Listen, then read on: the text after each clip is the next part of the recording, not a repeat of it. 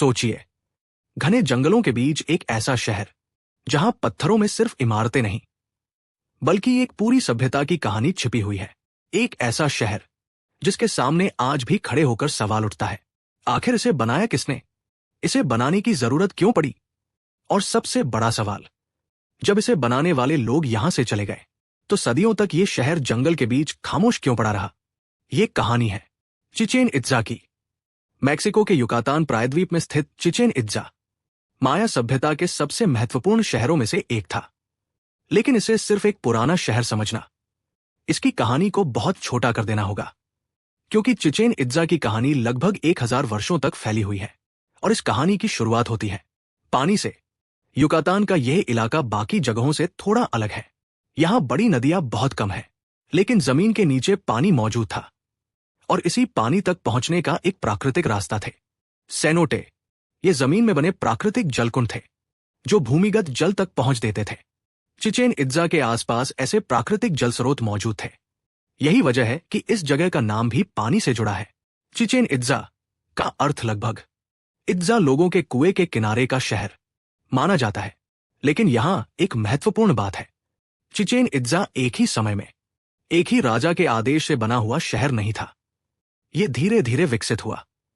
पुरातात्विक प्रमाण बताते हैं कि इस क्षेत्र में शुरुआती बसावट कई सदियों पहले शुरू हो चुकी थी। यूनेस्को के अनुसार प्रारंभिक चिचेन इत्जा से जुड़े कुछ स्मारक लगभग 6वीं से 10वीं शताब्दी के बीच बनाए गए थे। उस पुराने क्षेत्र को आज चिचेन वियहो यानी पुराना चिचेन कहा जाता है। फिर आया वह दौर जिसने चिचेन इत्जा को उस रूप में बदल दिया जिसे आज दुनिया पहचानती है। लगभग 10वीं शताब्दी के आसपास इस शहर में बड़े बदलाव दिखाई देने लगते हैं। मध्य मैक्सिको से जुड़े लोगों और सांस्कृतिक प्रभावों का असर यहां दिखाई देता है। इसी दौर में माया परंपराओं और मध्य मैक्सिको से आए तत्वों का एक अनोखा मेल दिखाई देने लगा। और यही चिचेन इत्जा की सबसे खास बातों में से एक है। यह सिर्फ माया संस्कृति का शहर नहीं था, यह अलग अलग सांस्कृतिक प्रभावों के मिलने की जगह भी बन गया था। लेकिन इतिहास का यह हिस्सा पूरी तरह साफ नहीं है। पुराने माया स्रोतों और बाद की परंपराओं में कई ऐसी कहानियां मिलती हैं जिन्हें इतिहासकार आज भी सावधानी से देखते हैं। उदाहरण के लिए, एक प्रसिद्ध परंपरा चिचेन इत्जा को कुकुलकान से जोड़ती है। कुकुलकान माया परंपरा में सर्प देवता से जुड़ा नाम है, लेकिन इसे किसी एक व्यक्ति की निश्चित ऐतिहासिक कहानी मान लेना सही नहीं होगा। इतिहास और परंपरा दोनों यहां एक दूसरे से जुड़े हुए दिखाई देते हैं। और इसी समय चिचेन इत्जा तेजी से एक बड़े राजनीतिक और धार्मिक केंद्र में बदल रहा था। शहर फैलता गया, पत्थर के विशाल भवन बनने लगे, मंदिर, स्तंभों से घिरे परिसर, खगोलीय गतिविधियों से जुड़े भवन, और एक विशाल मैदान जहां माया सभ्यता का प्रसिद्ध बॉल गेम खेला जाता था। आज यहां खड़े होकर सबसे पहले नजर जाती है एक विशाल पिरामिड पर, एल कास्तियो। इसे कुकुलकान का मंदिर भी कहा जाता है। इसकी सीढ़ियां ऊपर एक मंदिर तक जाती हैं और पूरी संरचना इतनी व्यवस्थित है कि सूर्य की गति के साथ इसका संबंध आज भी लोगों को आकर्षित करता है। लेकिन चिचेन इत्जा सिर्फ एक विशाल पिरामिड नहीं था, इसके आसपास एक पूरा शहर था। यहां ग्रेट बॉल कोर्ट है जो मेसोअमेरिका में ज्ञात सबसे बड़े बॉल कोर्टों में से एक है। यहां टेम्पल ऑफ द वॉरियर्स है, और फिर है एक गोलाकार इमारत, एल काराकोल। इसे लंबे समय से एक खगोलीय वेधशाला के रूप में पहचाना जाता रहा है।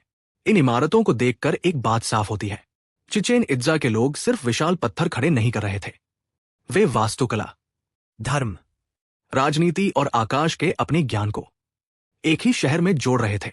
लेकिन इतना बड़ा शहर आखिर किसके नियंत्रण में था? यहां इतिहास फिर थोड़ा धुंधला हो जाता है। चिचेन इत्जा के बारे में हमारे पास अलग अलग समय के स्रोत हैं, लेकिन आधुनिक इतिहासकार हर प्राचीन कथा को सीधे ऐतिहासिक तथ्य नहीं मानते। इसलिए आज हम निश्चित रूप से यह नहीं कह सकते कि पूरे शहर को किसी एक राजा ने किसी एक तारीख पर एक ही योजना के तहत बनवाया था। जो बात ज्यादा स्पष्ट है वह यह है कि चिचेन इत्जा कई सदियों में विकसित हुआ और अलग अलग सांस्कृतिक प्रभावों ने इसकी वास्तुकला को आकार दिया। लगभग 950 से 1200 ईस्वी के बीच यह शहर अपने सबसे प्रभावशाली दौर में था। लेकिन जिस शहर ने इतनी शक्ति हासिल की थी, उसके सामने एक दिन एक नया सवाल खड़ा होने वाला था। क्या चिचेन इत्जा हमेशा इतना शक्तिशाली रह सकता था? क्योंकि इतिहास में कोई भी शहर हमेशा के लिए अपने चरम पर नहीं रहता, और चिचेन इत्जा के साथ भी यही हुआ। 13वीं शताब्दी के बाद यहां बड़े नए स्मारकों का निर्माण कम होता दिखाई देता है और लगभग 1440 ईस्वी के बाद शहर का पतन तेज हो गया। लेकिन कहानी यही खत्म नहीं हुई, क्योंकि चिचेन इत्जा के पत्थर भले ही खामोश हो गए थे, उसकी याद लोगों के बीच बनी रही। जब यूरोपीय लोग युकातान पहुंचे तब तक ये शहर अपने पुराने रूप में आबाद नहीं था। फिर भी स्थानीय माया लोगों की स्मृतियों में इस जगह और इत्जा लोगों की कहानियां मौजूद थी। और सदियों बाद दुनिया एक बार फिर इस खोए हुए शहर की ओर देखने वाली थी। लेकिन इस बार सवाल यह नहीं था कि चिचेन इत्जा किसने बनाया। सवाल था, जिस शहर को जंगल ने सदियों तक अपने अंदर छिपा कर रखा, उसे आधुनिक दुनिया ने दोबारा देखा कैसे। और यहीं से शुरू होती है चिचेन इत्जा की दूसरी कहानी, उसकी खोज, खुदाई और दुनिया के सामने वापस आने की कहानी। लेकिन चिचेन इत्जा की कहानी का सबसे दिलचस्प हिस्सा शायद अब शुरू होता है, क्योंकि सदियों तक इस प्राचीन शहर के अवशेष युकातान के जंगलों और वनस्पतियों के बीच छिपे रहे। स्थानीय लोगों को इस जगह की जानकारी थी, लेकिन दुनिया के बाकी हिस्सों के लिए चिचेन इत्जा लगभग एक भूली हुई सभ्यता का नाम था। फिर 19वीं शताब्दी आई। 1839 में अमेरिकी यात्री और लेखक जॉन लॉयड स्टीफंस युकातान पहुंचे। उनके साथ अंग्रेज कलाकार फ्रेडरिक कैथरवुड भी थे। स्टीफंस ने मध्य अमेरिका के प्राचीन स्थलों का अध्ययन किया और कैथरवुड ने उन जगहों के विस्तृत चित्र बनाए। उनकी यात्राओं और लेखन ने माया सभ्यता के प्राचीन शहरों की ओर दुनिया का ध्यान खींचने में महत्वपूर्ण भूमिका निभाई। लेकिन चिचेन इत्जा की आधुनिक पुरातात्विक कहानी में एक और नाम बेहद महत्वपूर्ण है, अमेरिकी राजनयिक और पुरातत्व रुचि रखने वाले एडवर्ड हर्बर्ट थॉम्पसन। 1880 के दशक में थॉम्पसन ने चिचेन इत्जा के बारे में पढ़ा और इस जगह में गहरी रुचि विकसित की। उन्होंने 1894 में चिचेन इत्जा की जमीन खरीदी और कई वर्षों तक यहां अध्ययन और खुदाई का काम कराया। और यहीं से सामने आने लगी उन चीजों की परतें जो सदियों से धरती और जंगल के नीचे छिपी थी। थॉम्पसन ने विशेष रूप से एक जगह पर ध्यान दिया, सेनोटे साग्रादो, यानी पवित्र सेनोटे। ये एक प्राकृतिक जलकुंड था जिसका धार्मिक महत्व माना जाता था। 1904 से 1911 के बीच थॉम्पसन ने इस सेनोटे से कई वस्तुएं निकलवाने का काम कराया। इनमें सोने और तांबे की वस्तुएं, जेड, लकड़ी और अन्य सामग्री शामिल थी। इन खोजों ने यह समझने में मदद की कि सेनोटे सिर्फ पानी के स्रोत नहीं थे, उनका धार्मिक और अनुष्ठानिक महत्व भी था। लेकिन थॉम्पसन की खुदाई को आज आधुनिक पुरातत्व के मानकों से पूरी तरह आदर्श नहीं माना जाता। उनके द्वारा निकाली गई कई वस्तुएं बाद में अमेरिका ले जाई गई, जिस पर आज भी सांस्कृतिक विरासत और वस्तुओं की वापसी को लेकर चर्चा होती है। इसके बाद चिचेन इत्जा पर व्यवस्थित पुरातात्विक काम आगे बढ़ा। 20वीं शताब्दी में मैक्सिको के पुरातत्वविदों और संस्थानों ने यहां बड़े पैमाने पर संरक्षण और खुदाई का काम किया। धीरे धीरे जंगल की हरियाली के पीछे छिपी संरचनाएं साफ होने लगी। और तब दुनिया ने महसूस किया, यह सिर्फ कुछ खंडहर नहीं है, यह एक विशाल प्राचीन शहर था।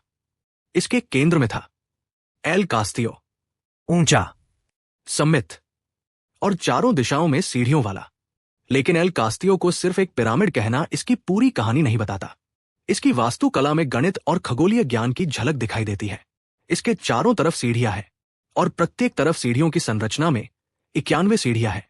चारों तरफ की 91 से 91 सीढ़ियों को ऊपर के मंदिर के प्रवेश स्तर के साथ जोड़ने पर संख्या 365 बनती है, यानी वर्ष के दिनों की संख्या। यह संयोग है या जानबूझकर की गई योजना, इस पर लंबे समय से चर्चा होती रही है। लेकिन इतना स्पष्ट है कि माया सभ्यता के लोगों को सूर्य, चंद्रमा, ग्रहों और समय की गणना का गहरा ज्ञान था। और चिचेन इत्जा में इसका एक और प्रसिद्ध उदाहरण मिलता है।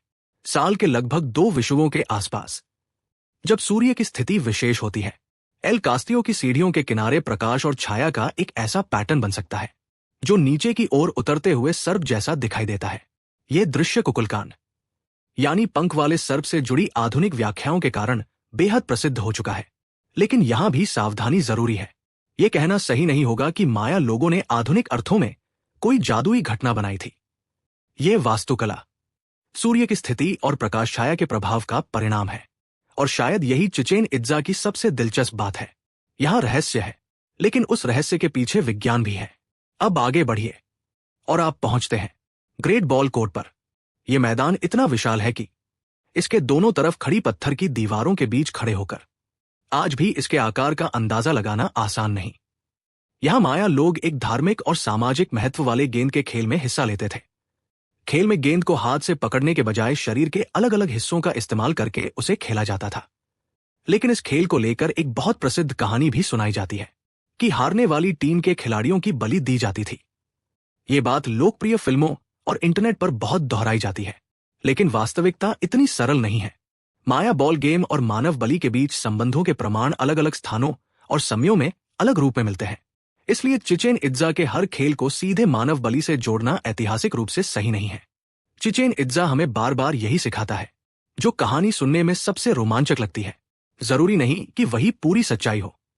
अब शहर के एक और हिस्से में चलते हैं। यहां है टेम्पल ऑफ द वॉरियर्स। इसके सामने और आसपास बड़ी संख्या में स्तंभ दिखाई देते हैं। इनमें से कई स्तंभों पर योद्धाओं जैसी आकृतियां दिखाई देती हैं, और इसके पास एक विशाल खुला परिसर है जिसे ग्रुप ऑफ 1000 कॉलम्स के नाम से जाना जाता है। लेकिन इन इमारतों का उद्देश्य केवल सुंदरता नहीं था। चिचेन इत्जा एक धार्मिक केंद्र होने के साथ साथ राजनीतिक और आर्थिक गतिविधियों का भी महत्वपूर्ण केंद्र था।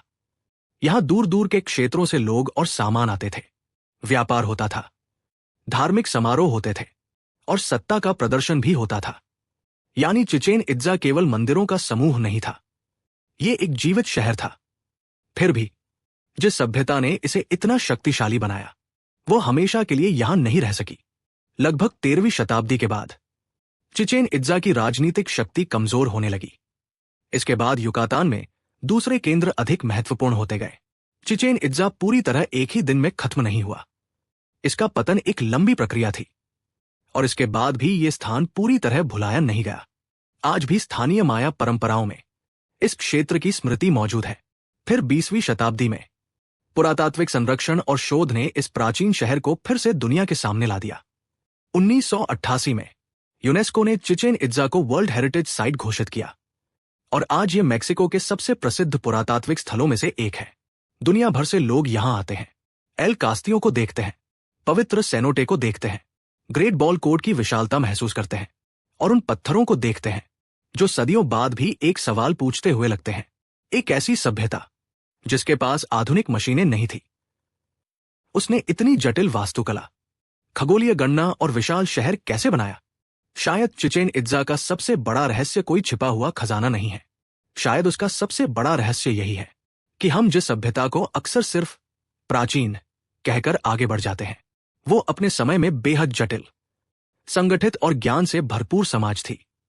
और आज जब हम चिचेन इत्जा के सामने खड़े होते हैं, तो हम सिर्फ टूटे हुए पत्थर नहीं देखते, हम एक ऐसे शहर के अवशेष देखते हैं जो कभी जीवित था, जहां लोग रहते थे, व्यापार करते थे, धार्मिक अनुष्ठान करते थे, आकाश को देखते थे, समय की गणना करते थे, और अपने पीछे ऐसी वास्तुकला छोड़ गए जिसे देखकर हजारों साल बाद भी इंसान रुककर पूछता है, आखिर इन्हें इतना कुछ पता कैसे था? और शायद यही चिचेन इत्जा की असली विरासत है। उसका रहस्य ये नहीं कि हम उसके बारे में कुछ नहीं जानते, बल्कि यह है कि जितना हम उसे समझते जाते हैं, उतना ही हमें एहसास होता है कि अभी बहुत कुछ समझना बाकी है।